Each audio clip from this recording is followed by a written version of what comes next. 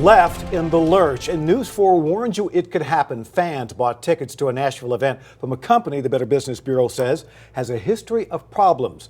Now the event isn't happening as planned, and dozens say they can't get their money back. It's a story News 4 Investigates first told you about back in July. And now, as Carly Gordon explains, it's getting international attention. Carly?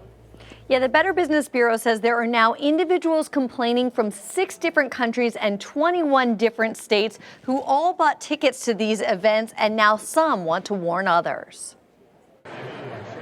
The photos, the costumes, it all had Mary Grace Carrico ready to pay out. I was like, all right, we are definitely getting tickets to this. So. In all, she says she spent about $600 to attend the Walker Stalker event last month. Then just a few days before the big day, she and many others found out it had been postponed. I feel like I've just been swindled, like just tricked. And I feel stupid.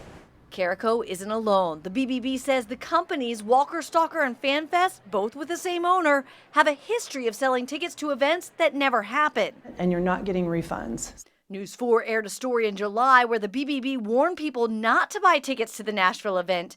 Carrico didn't see it.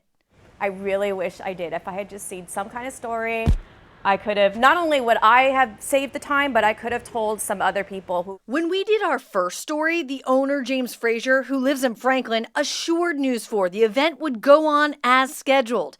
Then today, after tweeting, texting, and talking for 4 hours explaining our story. Your event that was scheduled for earlier is now being postponed to January. So that's a story that's airing tonight on News 4, and we'd love your response to that. His response was that News 4 didn't allow him adequate time to respond. Meanwhile, the BBB says be careful if you're thinking of attending their next show.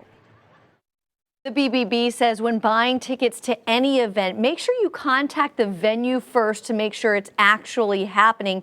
Be sure to read the cancellation policy very carefully and go ahead and Google the company to see if there are any warnings already out there. Tracy?